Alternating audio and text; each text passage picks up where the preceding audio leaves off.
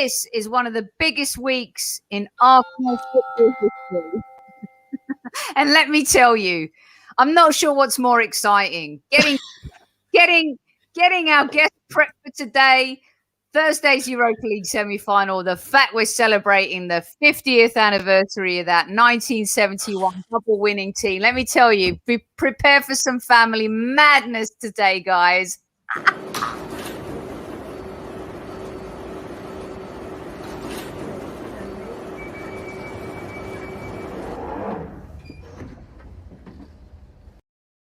Okay, we have made a decision here at Highbury Squad Central. This week is going to be nothing about positivity. It is the anniversary, 50 years, the 1971 Arsenal double winning side. And what a week for that to be happening when we are trying to reach the Europa League final on Thursday. Welcome, PG Tips, Amanda, a.k.a. the daughter of Sir Kelvin Lewis.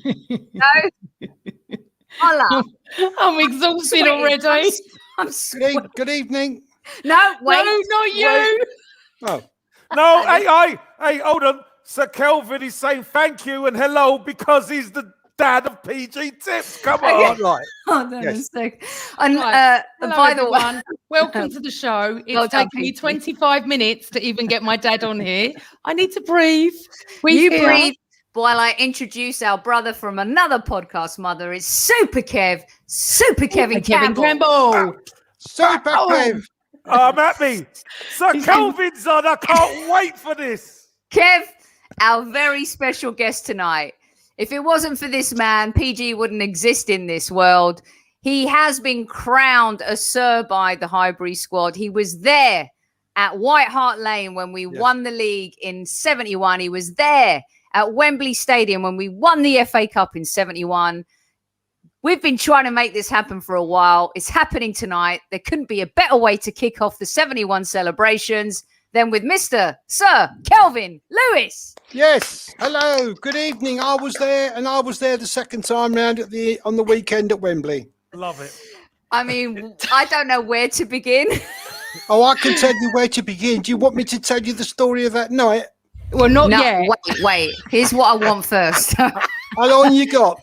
Okay, this is where we find out. This is chill. where we find out Amanda's personality. It's amazing, isn't it? It's just Kev. Is it scold or what? This is brilliant. I could see PG Tips panicking already. I love it. I'm sweating for her. I'm sweating for my girl Sir right Kelvin for president. Come on, Kelvin. I love it. now. Let's say a very good evening to the squaddies. I'm going to go. Yeah. I mean, there've been so many messages already. I'm going to go right to the very top.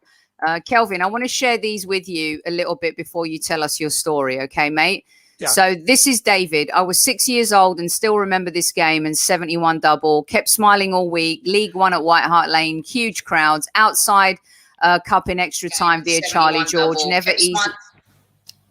You want to complain about your dad and you're the one reading. I had it on thingy loud. Sorry. Can I complain about Amanda? Yes, you can later on. Yeah, later. Yeah. We got Osterman here. He was 15, Kelvin, went straight from school to White Hart Lane with his brothers. Massive queues. They were locked out. However, thanks to a dodgy doorman, they were able to sneak past and got into the Park Lane end. These are the great stories. And Richard, he was 14. He bunked off school in the PM. The Cambridge roundabout and North Circular Road already busy. We all know that, right? I know the 18. Yep, got home, Sylvan Avenue, quick bite. That's Palmer's. You're a Palmer's Green guy if you're on Sylvan Avenue. Sylvan Avenue. Right, Kev? Legged it to the ground, 3:30, already packed. And then he carried on saying he queued up, just about got in, jam-packed, heard from his mates the next day at school who didn't get in. They reckon they were 50,000 people outside. Kelvin, I mean, this just carries on and on and on. What a night, what madness. Jermaine was born in 81, but his uncles told him all about it. I'm going to start putting on some comments and tweets from our listeners. But I wanted to start off because you've lived it all right? And I want to put this pick up because you got to meet the legend that is Mr. Charlie George. Love him. So why don't you start at the very beginning? 1971 season. What were you expecting from the Arsenal before we get to the good stuff? Give me Kelvin's taste of the season starts. What are you thinking? I'm thinking 71. We've got a balanced team. We've got a wonderful captain in Frank McClintock. We had a team that had been put together by Bertie Mee and Don Howe, and it was beginning to look like we could do something this season. A double? No way. We never even dreamt of that. But when you've got people in the team like George Graham and Peter Stan Simpson, you've got, as I said, a wonderful captain. You've got a terrific goalkeeper in Bob Wilson, with an understudy who I don't think's with us anymore, in Jeff Barnett. And it was such a team that never, ever gave up. And Amanda knew, or perhaps she didn't then, but her mum didn't. She was only, what was she, nearly 3? No, she wasn't. She was nearly 2. Nearly 2, yeah. Yeah, nearly 2. I always to make sure that every home game I was there. Never missed a home game at that time. And if we were asked out or asked to go away for the weekend, I used to say to June, look, I've got to go check the fixtures first, because if we've got home game on the Saturday, I won't be coming. That's true. None of it is lies. None of it. And that went on to bar mitzvahs and weddings and that sort of thing as well. And Kev, of course, it's so good, Kelvin. So good, Kev. Listen, that's what we did to watch you guys. That is amazing. Listen, you got to remember, I totally understand, because I was a fan before I was a player. Yeah. So to hear this, Kelvin, how did you become an Arsenal fan? Well, you're not going to believe this, but in 1954, when I was 8, my dad took me to Highbury and they were playing Chelsea. And the only problem was he was a Chelsea fan. So we sat in the Upper East. If I remember correctly, it was Block D. We had good seats. And Tommy Lawton played for Chelsea, I think. Yes, he did. They had Roy Bentley as well. I don't know who our team was. I couldn't remember. I was only 8. But I just remember coming home thinking, well, Dad supports Chelsea. I like Arsenal. Nice. And when it got to the stage about 3 or 4 years later, I thought, I want to go to football. And my mother being my mother, and if you look at Amanda, you'll see my mother's back again. Yeah. It was like, you can't go to football. You're too young. Anyway, so one day I thought, not having this. So I got clever. I decided to tell a friend of mine around the corner to say I was in his house, but all afternoon. But actually what I did was I walked up the alley between where we lived to another road called Winnington Road. Then I walked down into Main Road, walked round to East Finchley Station, and I got a bus. I can't remember which way I went. I could have gone 2 ways, but I probably went down by a bus down to Archway, straight down to Holloway Road, and then a bus up Holloway Road. Yeah. No, into Seven Sisters Road, and walked down from Finsbury Park. Yeah. And I stood on the North Bank and thought, I'm here, I've made it. Anyway, of course, then I had this problem. I've got to get home. So obviously I do not remember who we played, but I did the same thing in reverse. I got home and I walked in, and my mum said, have a nice afternoon with your friend. I said, yeah, great, Mum. Terrific. She never asked me another question. Anyway, then things progressed a little bit. I got to the age of getting past my age of driving. I passed my driving test in 9 lessons, which I suppose is some sort of miracle. And then, Mum, buy me a car. Don't be silly. You can't drive a car. You're not good enough yet. My dad said, no, you're right. You can't have a car. Cut a long story short, I did some part-time work and I saved up and I bought an Austin A30, not the A35, the A30. 481 BPA was the registration number. Wow, you remember that. That's awesome. And then I got very clever. I thought, we're playing away in, where was it? It was Sheffield. I thought we were playing Sheffield United, or was it Leicester? And we were playing Leicester away. So I'm driving up the M1 with a friend of mine who was an Arsenal fan as well, and there's this smell of smoke coming up the car. So I don't even know this story. You weren't there. You got to pay for this. Anyway,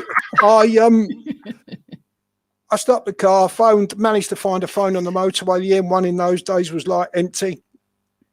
Got a breakdown to come and get me. I said, could you take me to a garage? Because I've got to get to Filbert Street to see the game. So anyway, they took me to a garage. The garage said, look, it looks like your big ends are gone. I said, yeah, what's that? So he said, your engine's buggered, in other words. Okay, fine. All right, what does that mean? It cost you a lot of money. Right, okay. Can you get me to the game, please? I'll phone you in the week and sort it out. I'm going to get the car back.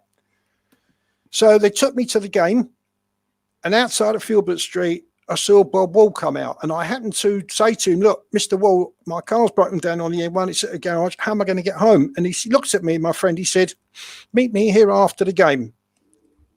So we lost, which was nice. And I stood outside. He came out looking for me, says, you can go back in the players' coach, which, of course, is not heard of today. So I won't tell you the comments that were made to me by one of the players on the coach, because I can't do that tonight. I'll tell Amanda privately. But let's just say it wasn't very nice. You can tell me in Super Kev too. We've got well, Amanda will have to. I can't relay this in public. It's not There's nice. expletives. There's expletives in there. Believe me, it's not nice. Anyway, by the way, when's the tea and biscuits? So I get a lift back to somewhere or other in Southgate. I can't remember how. My friend went one way. I got a bus back home. And then on the Monday morning, I phoned up the garage in Leicester and I said, look, how much is it? And he told me. I said, Dad, lend me the money. I can't do that. Your mother would tell me off.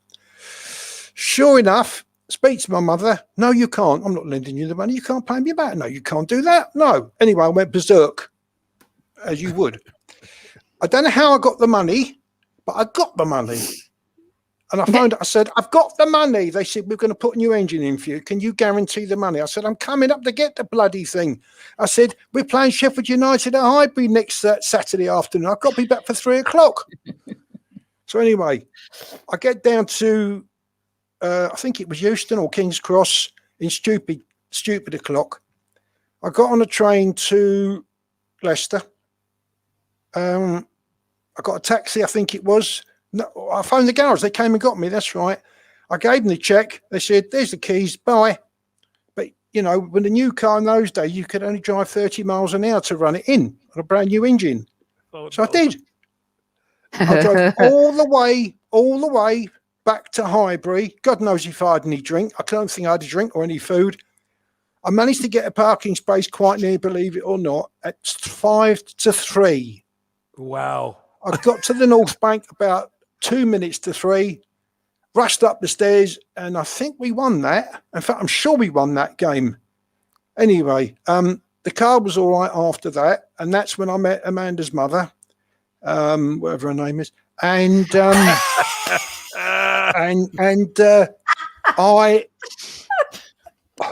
had a few weekends, but we won't go into that. It was. But then, hang on, I must tell you this. Makes sense now with our previous guest in the meeting in the park. Take a breath. Hey, PG, leave him alone. Anyway, I must tell you that when I met her that night, which was, you might remember this, called the In Place in Baker Street, and we got friendly, and I said, do you fancy a cup of coffee somewhere? So we drove into the West End, and we had a meal at about 11:30 at night. Well, June didn't finish hers, so I finished hers off for her. And it's true, you can ask her. I had spaghetti bolognese, she had egg mayonnaise, and I finished that. Anyway, I said, look, she was supposed to go back to a friend of hers and stay, but it was too late. I said, look, I'll take it home. Where do you live? She said a word that sent a shudder through me. Tottenham. And then she said to me, and my dad's a Spurs season ticket holder. Kelvin. Did you just order her a cab or buy her a tube ticket? I was in trouble. I was in a lot of trouble. Do I drive into enemy territory in the dark of night with anybody waiting for me? So anyway, cut a long story short, we sit outside her house for about an hour talking, and suddenly there's this shout from a window. June, when you coming in? Of course, it was her dad. Anyway, so I dropped her. I went home, and then 2 weeks later, I was asked over there for tea to meet her sister and brother-in-law and nephew.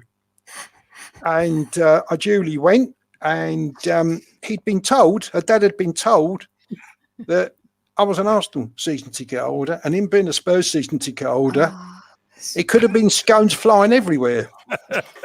But it wasn't. It was a very pleasant afternoon, and my June's nephew, who was 2, who was one inch tall, he's now 35 feet tall, as Amanda would know. He decided to call me Fuffer. Where he got that name from, I do not know, but he did. Anyway, I have to say, being serious, her father was as her mother was, lovely family.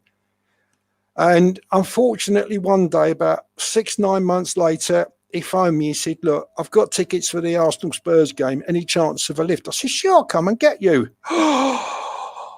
We lost 2-0 at home to them. And I had to take him home. And then that night they were taking us out. He said, you drive, I'll pay for dinner, with a smile on his face. I bet he was smiling. So I had a lovely meal and a rotten night. Wasn't his dad? Wasn't he one of the first season ticket holders at White Hart Lane? Who cares? Oh, I think you told me that. Oh my God! But this is the funniest. I don't know. I've got no idea what he was at White Hart Lane, but I know he gave me his season ticket once when he was away. And we drew 4-4 in the snow with them on a snow-covered pitch. Just want to say that my Norton Life Securities come up is currently performing background tasks. Dad, leave it. Don't worry. Don't click on it. No, don't worry. thing.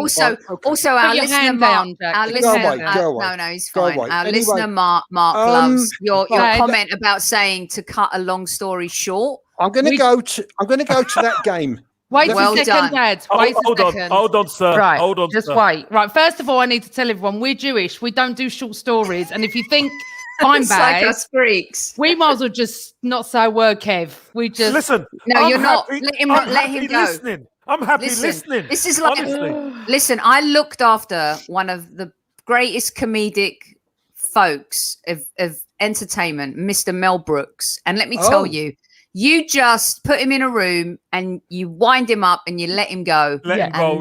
And you know what, Kelvin? You just tell us. Let's move on to like that 71 when it was at that point where Arsenal were looking like, wow, we might be able to do this. Then, towards the end of the season, we're watching Leeds, because Leeds were the team that were on top of us, underneath us, on top of us, underneath us. And then they were playing at home to West Bromwich Albion. And if I remember correctly, that day we were home to Newcastle. I'm not sure, but I think so. So anyway, guy behind me's got a little radio. And he said, it's 1-1. It's 1-1. I thought, well, that's a start. At least Leeds won't win. And then the news came through. There's been uproar at Leeds. Don Revie's walked onto the pitch with a rug in his hand because Tony Brown's been allowed through when he said he was offside, but he wasn't. And he scored to make it Leeds 1, West Brom 2. Well, of course, it goes all around the ground in seconds. The other people have got little radios. Marvellous. Brilliant. We win. Thanks to Charlie George. He did a 1-2 off a Newcastle's player legs. Ball back of the net, seconds. Right, we're up for it. Then I don't remember the last game after that before we got to Tottenham, but what I will tell you is this. In those days, you could write to an away club 4 weeks before the game, I think it was, or 6 weeks. You send a stamped addressed envelope and a cheque and ask for whatever tickets you wanted. No one asked whether you were Arsenal or Spurs. So I did that. And back comes my envelope a week later with 4 tickets. Top right, top left-hand corner of Spurs Old East Stand. And I had a Tottenham friend with me. I had my brother-in-law, Amanda's uncle, and I had an Arsenal friend with me. So I said, here's your tickets. I'd got them during the week, and I met them and I gave it to them. The day of the final game at White Hart Lane on the Monday night was... I had my own escort van. I'd started to become my own self-employed agent, and I thought, I'm not working today. So I said to June, I need dinner at 3:30. She said, what do you want 3:30 for? I said, I'm going 4:30. Don't be silly. Game doesn't start till 7:30, as it was. I said, you've no idea how many people are going to turn up for this. Little did I know. So I left home at 4:30. I went all around. I know the back streets around Tottenham. I got to Northumberland Park, which is very close to them, and somebody decides to get in his car and pull out in front of me. Oh, marvellous. So I pulled in there. I was 3-4 minute walk from the ground. So I walked to the ground and it's quiet there. You go into Tottenham High Road, it's bedlam. This is absolute bedlam. Must have been, I don't know, about 50,000, more like 100,000 there that night overall. And anyway, I had my ticket in my shoe. So I decided I'm not going to be near the ground. I'm going to go get something to eat. So I go into a cafe across the road, and there's this father sitting there with his son, and the son's crying. And I sat opposite them with my omelette and chips. And I said to the father, can I ask why your son's crying, please? He said, well, we can't get a ticket. He said, we're going to have to go home. We can't get in the ground. He said, it's bedlam. We'd never get there for the sorry, not all ticket. Of course, you could pay to stand. He said, we'd never get near it. So I'm looking at him thinking, well, I can't do anything. And he looked at me and he said, you got a ticket? I said, no, I haven't. I thought, this is staying in my shoe. So I had my omelette and chips. I gradually walked out about 6:30, 7:15. And then I saw a sight that I've never seen since. I probably never will see again. I walked down Park Lane, I think it was, or Paxton Road's the other end. Anyway, it was the North Stand at Tottenham. I don't know if that's Park Lane or Paxton Road. I can't remember. And I was walking down slowly. I'm just taking in the atmosphere. It's a lovely, warm, sunny evening. And I'm looking around thinking, I've got to be careful here because somebody might just come and try and get the ticket off me. And as I'm walking down, I see a guy get onto a drain pipe at the bottom. He shinned up the drain pipe all the way up. He went in through a window, head first. And I stood next to a policeman. The policeman's looking at him going, he's clever, isn't he? Never. He did. He got in. The guy got in. I've never forgotten that. Anyway, go in, right. Find my brother-in-law and the two friends already in there. It's about 10, 7:15. The rest is history. I think Ray Kennedy with a brilliant header right in front of me. Bob Wilson nearly got his head kicked off by Alan Gilzine because he dived at his feet, which is what Bob Wilson was absolutely superb at. He was the master of diving at someone's feet. And then it sort of hell broke loose with Alan Gilzine, and the Arsenal defence come to Bob Wilson's aid, but thankfully he was all right. The final whistle goes, Spurs fans going bonkers. There was no trouble in those days where I was sitting, not because I was asked. I'm jumping up and down, and my Tottenham friend's gone. He didn't want to know. Surprise, surprise. Mind you, nothing changes there, does it, Kev? No, nothing does. Nothing changes. Anyway, so we get the cup, and I see the cameras going round, well, the press cameras, the flashlights going round with thousands of Arsenal fans on the pitch. The cup in Frank McClintock's hands. And I got out of there alive. I drove home shaking with joy, with happiness, with delight. Of course, I get in, and first thing I said was, how's the kids? Well, I don't know where she was, but I think she was in Never Neverland then. She's only a little baby. Mind you, she hasn't changed much lately, has she? So sorry. And of course, next day, I've got all the papers. I read them. I was in another world. I was trying to do some work and it was impossible. Wait. I want to rewind. I want to rewind to this. I want you to talk us through the moment and the goal and everything, like Ray Kennedy and That's Alan Mullery looking at him like, who's he? What's he doing up there heading the ball? The ball flew past Pat Jennings. See, Bob Wilson's doing a dance. Brilliant. Pat Jennings, I think he made a couple of very good saves during the game, but this one flew into his left hand corner, right in front of me. Charlie George is behind Ray Kennedy, and the ground was totally and utterly packed. It was a magnificent, wonderful, fantastic evening, which of course then got transferred to Wembley on the following Saturday with a normal 3:00 kickoff. Yeah, but Hey, wait. Hold the mayo then. I want to Hold on. know. So did Go they on, go on, bring the PG. trophy out on the pitch? Or did you get it at Highbury the week later? Oh, Now, that's a good question. I really can't admit. Now, wasn't that the last game of the season? Yeah, That was the last game it of was. the So So season. you must That have was brought the trophy Look, it's out. the old Yeah. C-Fax. Look Yeah, at this, that- Oh guys. my God, my dad loves that. The goal difference was I think probably the same virtually. Yeah, it was. Looking it at was- that, it's virtually yeah. the same. They're only 51,992. I reckon there was over 60 in there. It was a smaller Yeah. ground than Highbury, but Yeah. I still think there was 60. Leeds messed it up against West Brom thanks to Tony Brown. And that's where and how we had the chance to win it against Tottenham. And to win it down there the first time, the only time in those days, was out of this world. You don't do things like that. But we did. Dad, And go on, Kev. Sir Kelvin, did you? I could imagine how the players felt, but as a fan, as you said, you went home shaking and that. yeah, Was you just overwhelmed with the whole situation of winning at White Hart Lane? absolutely. We won the league, which was the first time in my lifetime. And then to win it down there at their dump was even, Sweeter. It's sweeter. was wonderful. They had a good team. They weren't a bad team. Yeah. People like Mullery in it and Alan Gilzine and Jennings in goal. And I think was Maurice Norman centre half. He might have been with Ron Henry at left back. I'm not sure if that was the team then, but they didn't have a bad team. It's just that we were quite a lot of shades better. So then we move on the Saturday to Wembley on a lovely, beautiful, warm, sunny day. I'm up the end where Charlie scored the winner.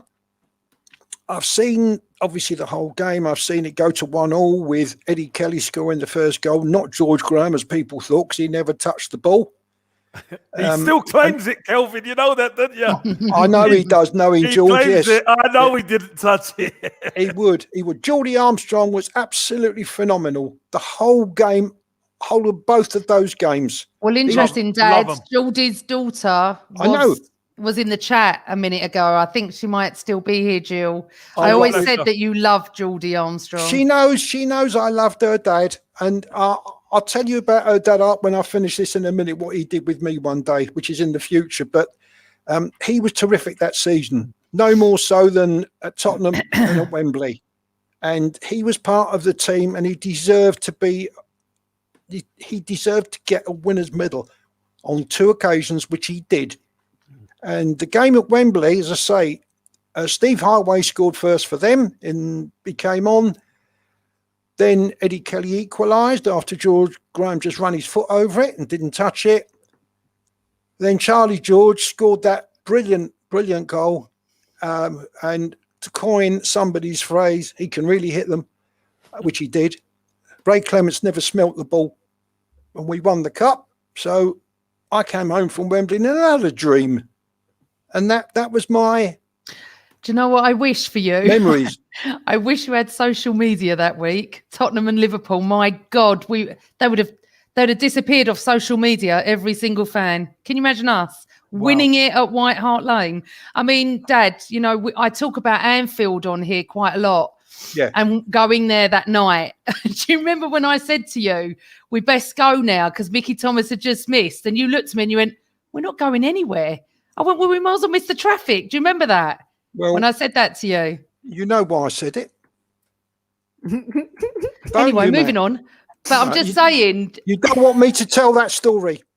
Tell it. no, Tell it. I don't know Tell what. it. God knows, no, No? Kev. Okay, fine. All right. I Tell won't it. say. Tell it. Tell What's it. the story? Miriam Yeah, no, we don't need to contact. Why not? It's not. My dad is very spiritual. Let's just say that. Do right? it. Do it. No, Tell it's us. not. A psychic said that something was going to happen, but What's forget wrong with that? Let him tell that story. Let me tell you. Just let This me is tell not you your something, show. PG. It's Kelvin's I show know. tonight. PG, let me tell you something. Come on, man. There are players who do certain things before games that you would not believe. Everybody's got their own nuances and superstitions and all that. So it's okay. Oh, listen, if it happens, it happens. If it don't, it don't. It's just part of life. Yeah, everyone wants to hear the story. Yeah, Amanda introduced me. Amanda worked in an office. She met a nice girl, and her mother, she went to stay there one weekend towards the end of the year. And at breakfast next morning, her mother said to her, this, that, and the other. And Amanda said, how do you know that? Anyway, it turned out she was, I don't know, clairvoyant or in my sleep. a clairvoyant or a medium, one of them. So I went to see her one day. Actually, and I remember it was the 1st of March, 1989. And I'm sitting on her couch and she says to me, your uncle's sitting next to you with the cup. You're going to win. And my uncle was a shareholder at Arsenal. That's unbelievable. And he sold his share to David Dean, didn't he, Dad? Yes. Anyway, then, unfortunately, and very unfortunately, we had the tragedy of Hillsborough, which I've obviously never forgotten. And that's why the game against Liverpool that night was put back to the end of that season. Yeah. But when Amanda said to me, let's go, Dad, Mickey Thomas, you can see he just missed it. I said, we're not going anywhere. I wasn't driving number one, but number two, I wasn't going to go anywhere because I knew that this could still happen. And it did. And it was absolutely brilliant. And Mickey Thomas. Sorry, Dad. The reason I brought it up was for you, what was the best footballing night of your life? You know what mine is? So is it White Hart Lane in 71? Is it Wembley in 71? Or is it Anfield in 89? No, it's got to be Anfield. Even more than beating Tottenham to win the league, yeah? Yes, because there was no such thing as, well, the goal difference would have counted. But I've never thought of May the 3rd, 1971 as a bigger night than Anfield 89, because to go to Liverpool, the strength of the Liverpool team, the strength of the manager, Kenny Dalglish, who was worldwide respected and also by me, to have a 2-0 victory that we needed to get was not going to happen, but we had to be there like you were, Kevin. Yeah. Like 5,000 other Arsenal fans. And you had to be there because you had to be there to support them, which is what we did. Mm-hmm. And it's a night that, to me, just shades May the 3rd, 71. And I've been very privileged and very lucky that I've got a wife called June, whose father was a football fan.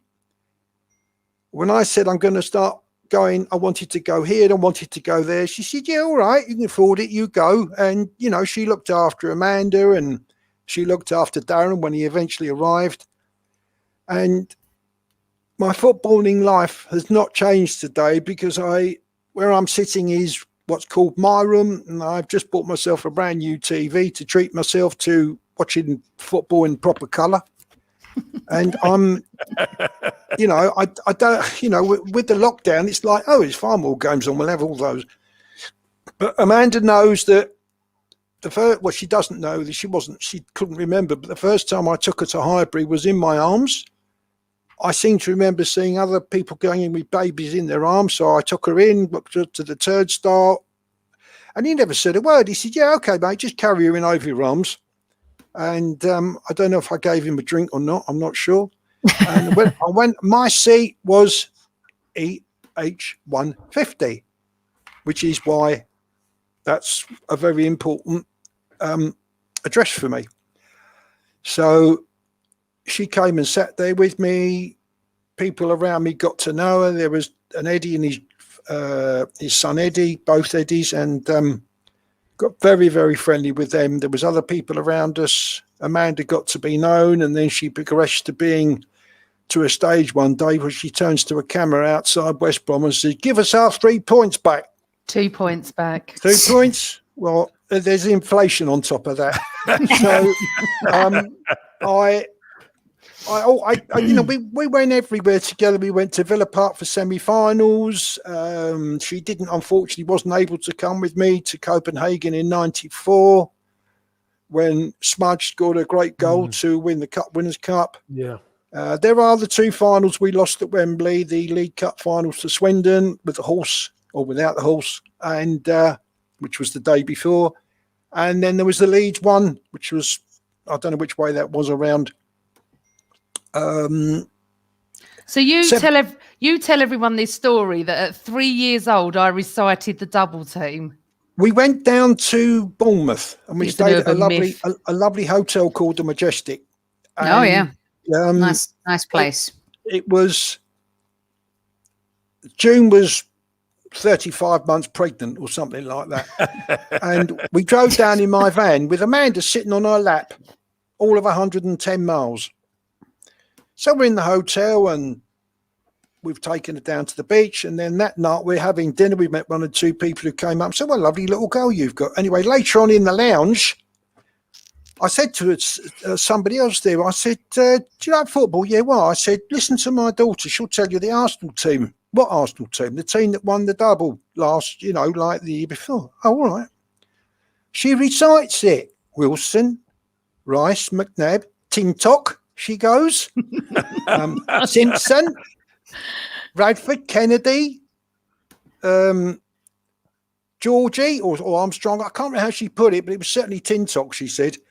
And she did. She was magnificent. The teacher was given a medal, obviously, for staying with her all that time. But I brought her up in the proper religion that she should be. And as you can see, she's now a fully fledged gooner. She'll never be anything else. And I was happy for her to carry on my mantle because I gave up going to the Emirates. But she soon lets them know if she's not happy when she has been up there when I haven't been there. Well, she's done a great job for sure, taking on the mantle and carrying the torch and talking and, being on the pod and connecting with fans. I mean, you've done an incredible job. If you've done one good thing with this girl, you raised her Arsenal right. God dang. But Kelvin, go on. I was going to say that I've done my best, and it was. Amanda's now got to the point where she's doing what I used to do. If somebody wants to ask her out, before the lockdown, this was, she'd phone me and say, "Dad, what fixtures are on that night? Are we on TV? I'm being asked out." "No, I'm not going. "Oh, I haven't told you the story of June's family wedding." Go on. There was a wedding, and we were playing Tottenham in the League Cup replay, and it was the second replay of the League Cup. I went to the first two, but I couldn't go to the second one. But I watched it on the box. Anyway, the celebration, I didn't go to the actual synagogue, bother with all that. I was watching the game. So I went round, eventually after June went with her brother-in-law, they took her. So I got dressed and I watched the game. I'm in a bow tie watching the game, trying not to get too aggravated. And then suddenly we won it. I think, was it Niall Quinn? I think so. Might have been Niall Quinn. Anyway. So I drove to the hall and I parked and I walked in and I was like this. And they're all looking at me. Like, I've kept my face. I held it for about 10 seconds and I went, "Yes!" like that. They soon looked the other way. The bride and the groom, "Oh no, he's here. Oh no, he's won. They've won. They bloody won. This is all going around the hall. He's won. They've won." And there were weekends when June, we had friends who June was very close to, and they phoned up one day, "Fancy coming to Bournemouth with us for a weekend?"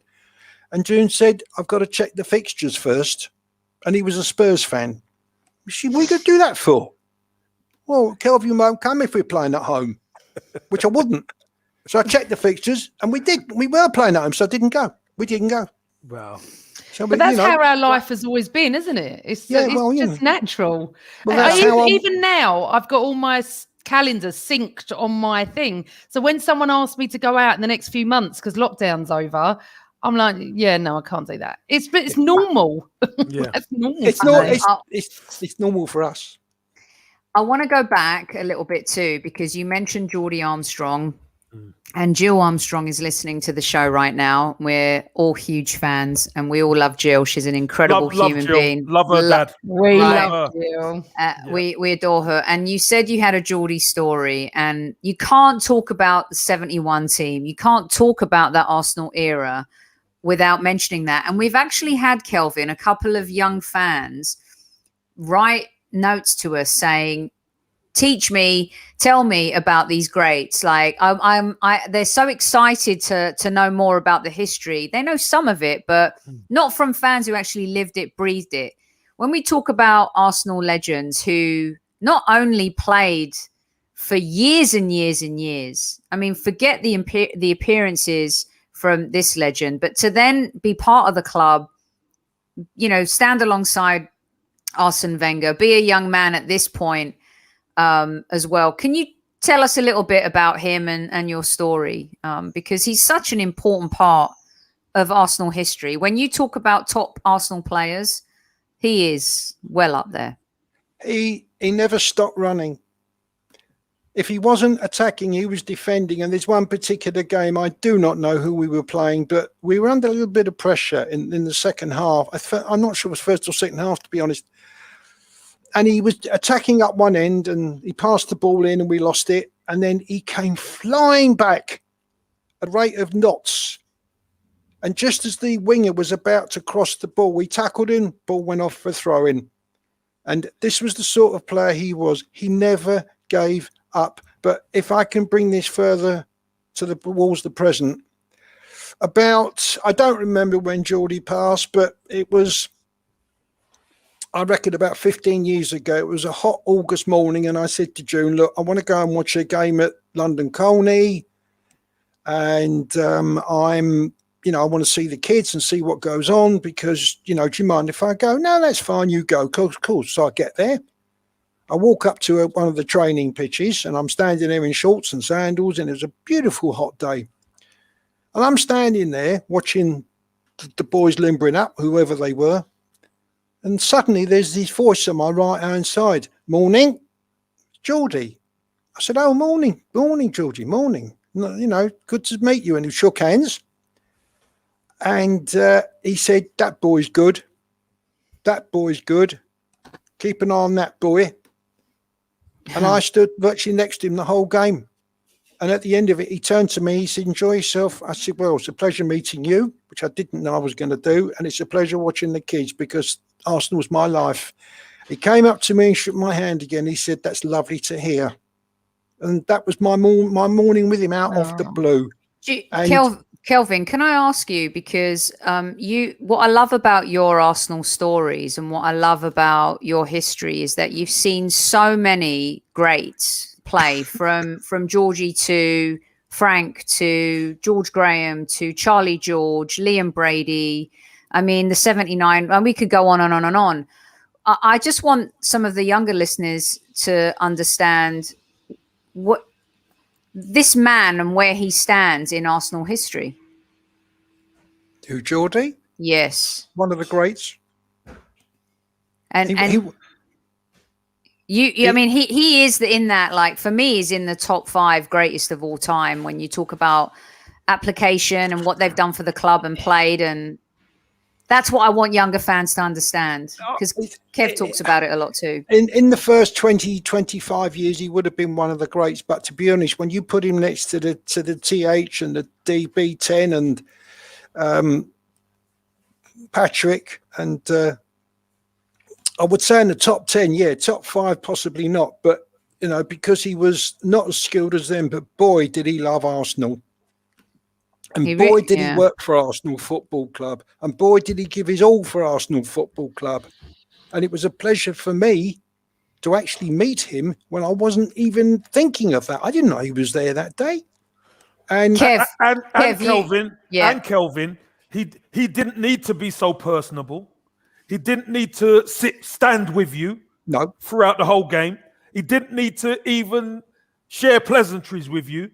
But that summed up Geordie Armstrong. Geordie Armstrong was an incredible, incredible Arsenal man.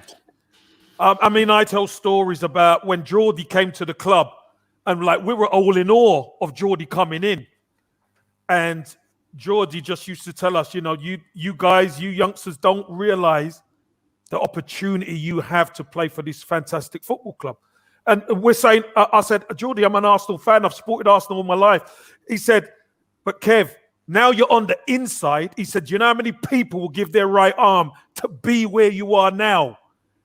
He said, I would die for this club. And I said, I would die for this club. And he said, well, you've got a chance then, young man. You've got a chance. That's choked me up, Kev. That's lovely. No, but it's the truth. But that's the way he was. He didn't care whether you were first team or schoolboy. He spoke to you, always spoke to you in the same way, because it's all about Arsenal. As Paul Merson says, right up until today on a Soccer Saturday, Arsenal is a great football club, not a great team, but it's a great football club. It always has been, and it always will be. And that came from Paul Merson. Kelvin, I tweeted that today because I shared Bob Wilson's post and I said, do not mistake. I go, 71 is one of the reasons why this club is a great big club. It's the beginning of so much, right? And the fact that people misconstrue the narrative, we might be a poor Premier League team right now, but we are a great club and we are still a big, big club. Not many clubs have done the double as many times. There's how many, Kev? There's like just one handful. There's a handful. It's just a handful. And forget like how many FA Cups we've won. We're the most decorated team to win FA Cups. So Kelvin, what you just said is so poignant because I think at this time, and here's where I want to twist it a little bit, because there's a lot of younger people in chat too who want your opinion on what's happening now in football. And I think this is where younger people forget how great Arsenal Football Club is and was, because they just see the table and they see we're 10th. Is it crap? Yes. Is it an awful season? Absolutely. Has it been a really stressful, painful journey? Thank you, Kev. In the Premier League for the last however many years? Yes. We've still won 4 FA Cups in that time, but in the Premier League, we're not the same. And Arsenal Football Club need to be better. But I think what you just said and kind of me just dovetailing on that, talk to people about that transition, because you've seen the good, the bad, and the ugly. When we moved to the Emirates, that was the beginning of the downturn. There was a time when I know that Arsenal Football Club nearly couldn't pay any wages because they were running short of money to build the Emirates Stadium.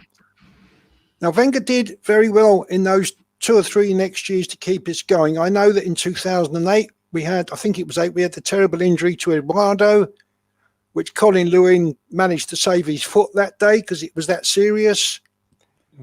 And from then onwards, he didn't want to know, Wenger, about defence. He wasn't interested in doing things about defence. That's my opinion. He was always interested in midfield attackers, even they weren't brilliant at the time, although Aaron Ramsey was somebody who I love very much, as most people did, probably still do. He loved attackers, but he made a few mistakes, and in the last week he's admitted it. I don't think that if he'd have listened to other people, it could have well have been a very, very different story. And where we got this Ozil stupid contract that has cost the club millions for nothing, and I understand we're still paying 80% of his wages, which I only found out a few days ago, then he caused us a lot of trouble in the end. And his legacy is tarnished, in my opinion. Yes, we beat Chelsea on my last, I've been to one game since, but my last game as a season ticket holder was when Amanda and I sat behind the goal where Aaron Ramsey scored the winner.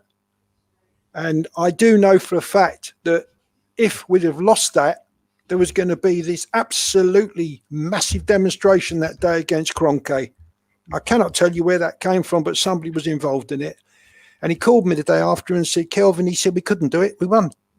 So, we had to sit with it. When they eventually got rid of Wenger, which was Gazidis had a lot to do with that. And then Gazidis decides to walk away to Italy. We were left in the middle of the dog's mess, as they say. So the club has gradually gone downhill fast, but I am backing Mikel Arteta to get us out of it over a period of time. But he needs money. And if he can sell the 8 or 9 that I read about earlier, that he thinks it might be 8 or 9 or 7 that he wants to get rid of, he might only get peanuts, but he can put 2 lots of peanuts together and get a bag of peanuts, if you know what I mean. Now, earlier on this evening, I saw TH14 live on Sky Sports. He's in the studio now, watching the Burnley West Ham game as we speak, and he was doing the West Brom Wolves game. But they asked him before the game about this takeover bid, and he said, yes, it's true. Yes, I am involved. Daniel Ek phoned him, he phoned Dennis, and he phoned Patrick. And he said, I want to be involved. I am an Arsenal supporter now. I want the club to get back to what it used to be, and I will do anything I can to help the club.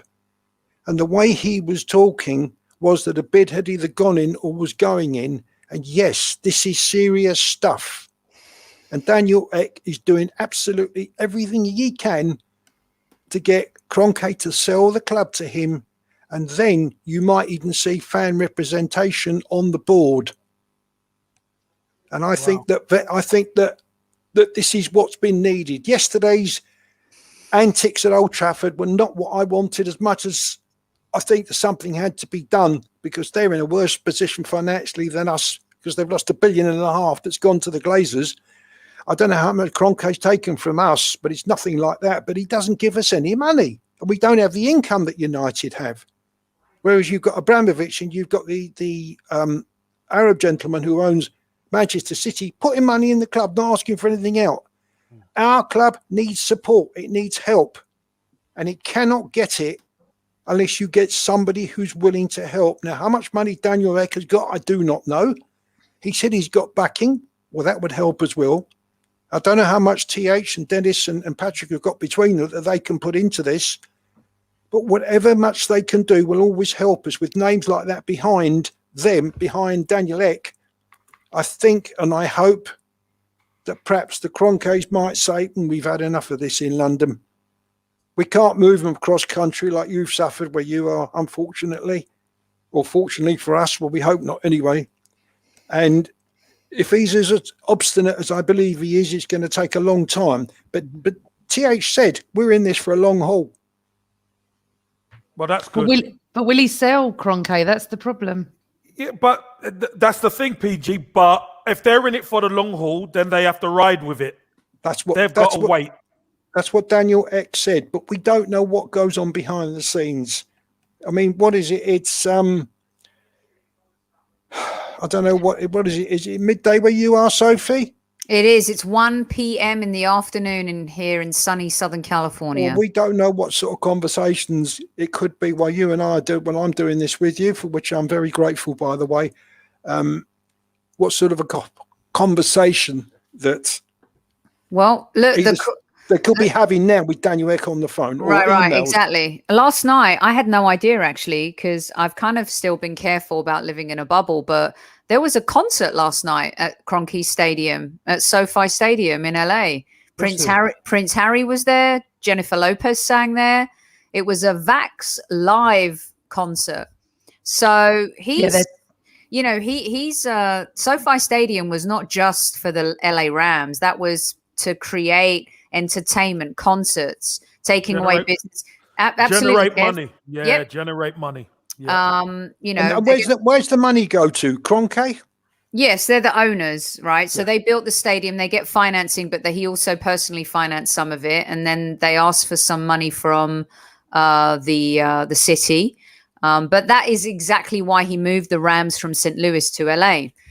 And it's about property. That land there by the Forum, Kelvin and guys. I mean, we've talked about this on our show before. It's insane. I feel like we're trapped. Honestly, so are Manchester United. This isn't going away. They're not going to go away. And listen, They can't sell now either. Kev, how can they sell now when the value is less than what it would be or was just 2 weeks ago?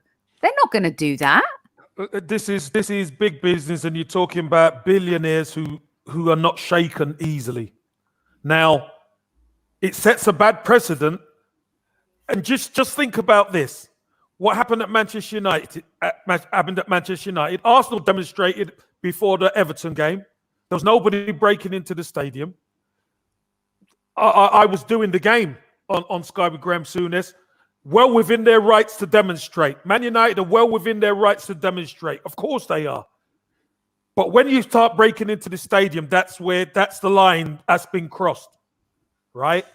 Now, when you're the billionaire owners, if fans do that and get you out, your business is finished.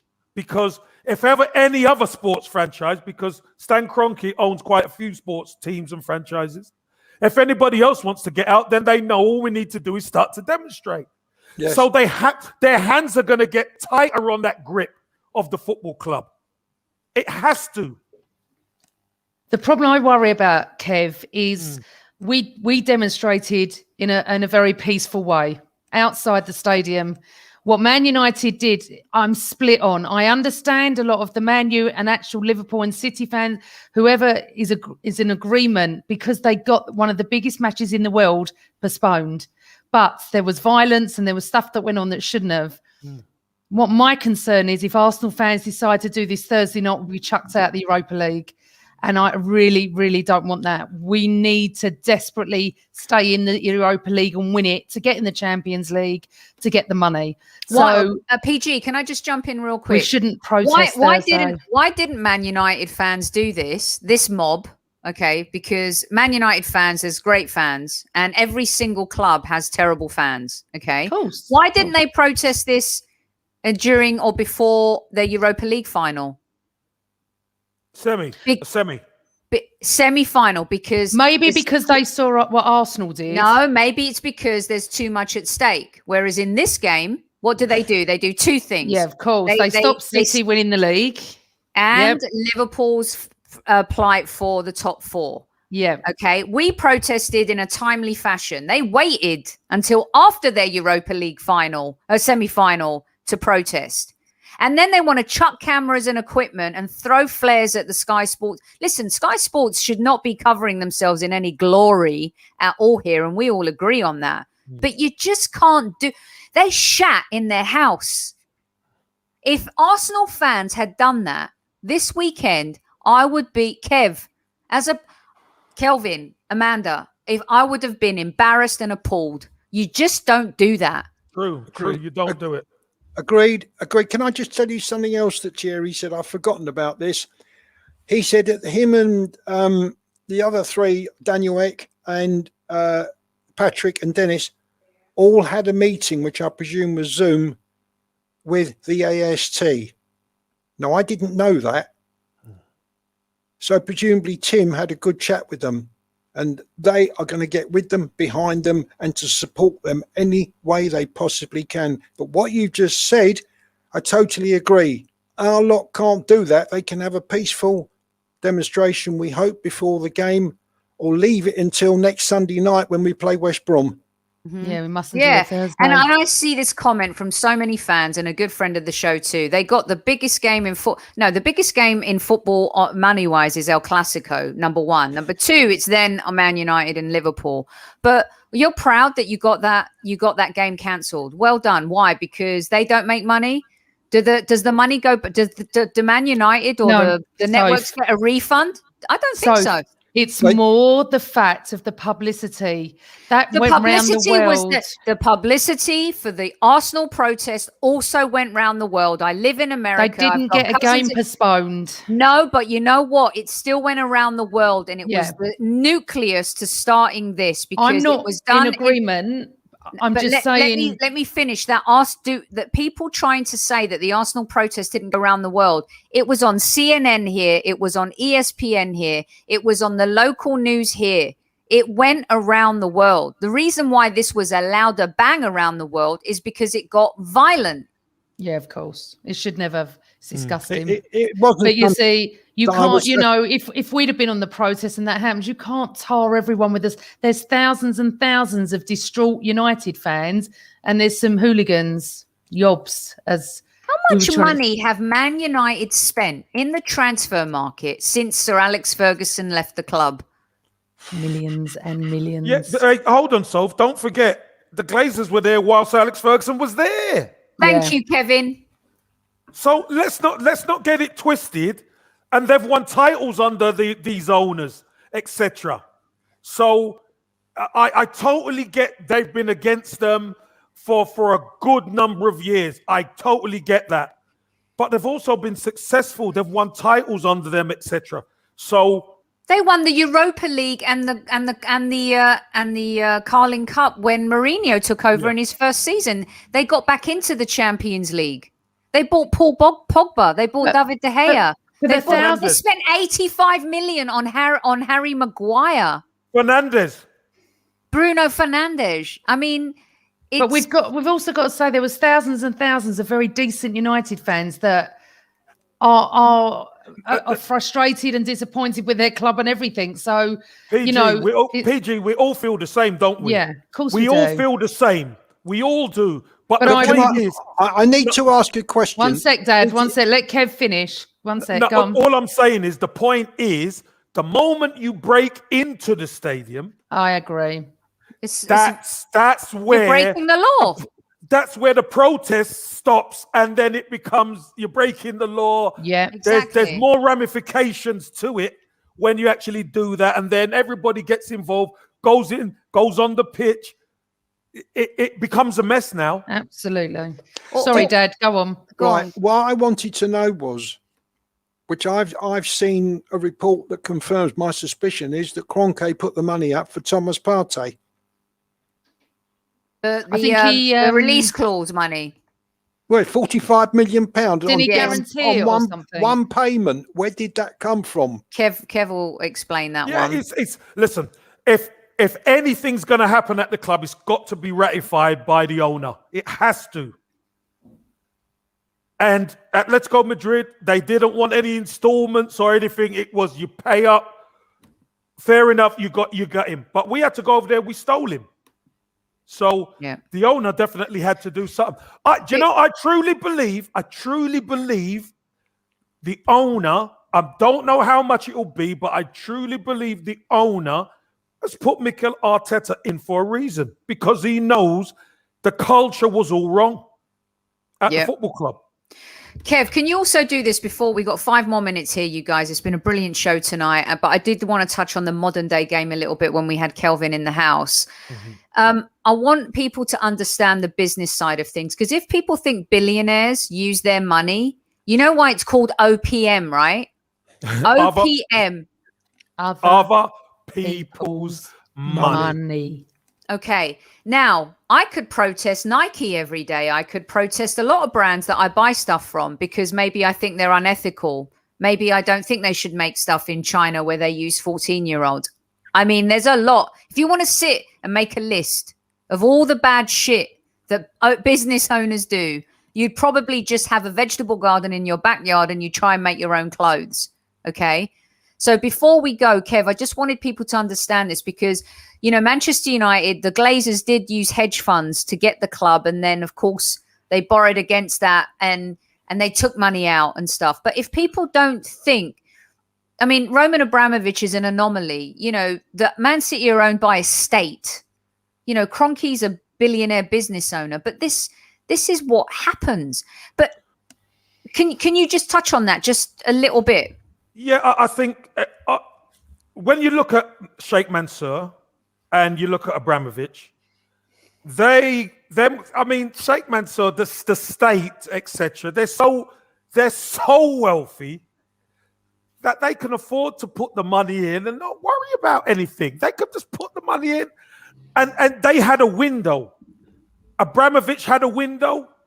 Sheikh Mansour at Man City had a window where they could pump money into the club and then convert the money that they've pumped in away from debt into shares. at the football club. So it's doesn't work against the club for financial fair play. Our window for that has long gone. Okay? So then financial fair play comes in, and you have to work with what you generate. Our problem is we never strengthened properly when we had the window. So all of a sudden, we can't buy the players that we need, as Kelvin quite rightly alluded to. You know, there was some mismanagement of recruitment, of players, whatever, letting players go. We couldn't afford to keep them in the end because other teams. Why did we lose so many players to Manchester City? Because they were paying them a king's ransom. We couldn't afford to keep them. But any owner who comes in isn't going to say, right, I've got 3 billion, 4 billion, 5 billion, 10 billion in the bank.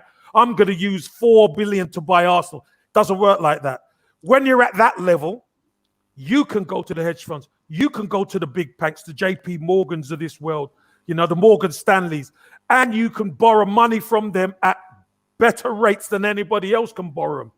So they can get this money to purchase it, and all of a sudden they've got the business. The business is a profitable business, and that's the way it starts to turn over. Yeah, you have to work within a budget because it's a business. Financial fair play just kind of screwed that down. Right, these are the parameters you work to. But we missed a massive window. I tell you, we missed a massive window to inject 200, 300, 400 million into this squad, which would have seen us over the next 16 years. But there is an opportunity coming up this summer. But we can only do Kevin, we can only do because that. of COVID. Yeah, because of COVID. We can only do that if Edu or Arteta between them can get some sort of reasonable money for the likes of Nketiah and Ainsley and anybody else he wants to get rid of that we need to change. And I can't see how we're going to do it because other clubs are in a similar position. So they can offer us, for argument's sake, £5 when we want £10. And we're not going to get the £10. Yeah, the issue is, Kelvin, what we've got to do, we've got to clear the decks. Yeah. Because we know, for all the love we have for the homegrown players and certain players, we are not good enough. As a team and a squad, we are not good enough. Especially when you get past our first 11. When you saw us play Southampton in the FA Cup and you had to change things, they beat us hands down because we're not good enough. The squad isn't good enough. Kevin, good enough? Is Van Aert good enough? Go on, Kelvin, jump in. Sorry, I've seen something today. I don't know whether this is confirmed or not, that Leno's asked to leave. That came out a few weeks ago where he was open to he will consider. Yes. Yeah. I'll open the door for him, say goodbye, and I'll put Ryan in his place. After yesterday's performance, his handling was immaculate. His positioning was, I thought, very good. Did he let us down? No. Did he give me feelings to worry? No. I think Arteta's going to have a decision to make Thursday, isn't he? It's our biggest game. Biggest. No, that's it. Finished. He won't, Manda. He'll stick with Leno. Well, I thought that the other day and he did. Right. We need to wrap up, Dad, but we're going to ask you a question. I think I know the answer. Do you think we're going to beat Villarreal Thursday and then possibly beat United in the final? Yes, I do. No way. It's so funny. I love it, Kelvin. He's so negative, love honestly. it. It's brilliant. Good. All right, then that's fine. That's it then, isn't it? Just, That's Kelvin, the shortest answer you get all night. Kelvin, I'm with you, mate. I'm with you. Well, listen, if we don't beat them, it'll be because either there's an injury or a sending off a la Xhaka, perhaps again, with his silly yellow cards.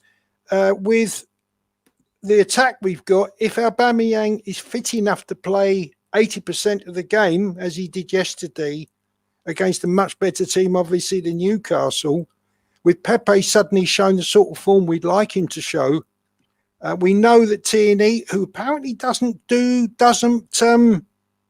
doesn't gel with Martinelli, I read last night and this morning, down on the left. So when Tierney's fit, that's going to produce a problem.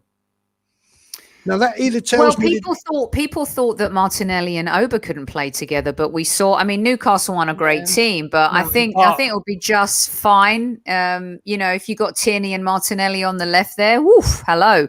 I think that'll be great. And you know what? Here's the scoop.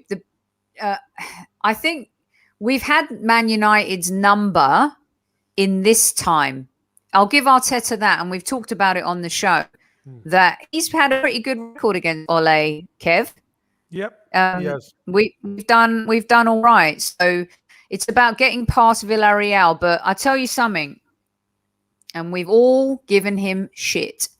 But I would tell you, and we've all supported him too. Let's be fair. But when Aubameyang, I don't care who it's against. It was Newcastle. I know they're not great, but that goal where he was in the air, both legs up, and finished that way. I'm like, you know what? Just like in US sports, I don't care what you do in the regular season. When it comes to the playoffs, if you are there, ready. Yeah. Be ready. Yeah. Be ready. It's exciting, isn't it? It's a big week. Got the fitness, it'd be worth it. I'm disappointed, like we all are, about Lacazette won't be playing, and also Louise played very well for half an hour yesterday or an hour. Yeah, so sad. Yeah. But he probably pushed himself a bit too much to get back. Yes, that's the issue. You know what I mean? And he's no spring chicken. No. So. And also Martinelli came up trumps. He was great. He was brilliant. He was brilliant all day. He was, again, I don't care who you're playing against. When you play like that, and he was great. The cross to Obo was phenomenal. As long as he's not injured. I hope that he plays Saka left back and Pepe. I hope he doesn't do what he did last week, because he can't do that again. No more experimenting, Arteta. No, Obo play. Obo's Obo play down the middle. Hopefully Martinelli, Pepe, Saka left back, we've got Xhaka Party in midfield. ESR, Udegaard. We're going to get to that later on in the week. Yes, we will. Let's just say this show is epic. Legend. Sir Kelvin.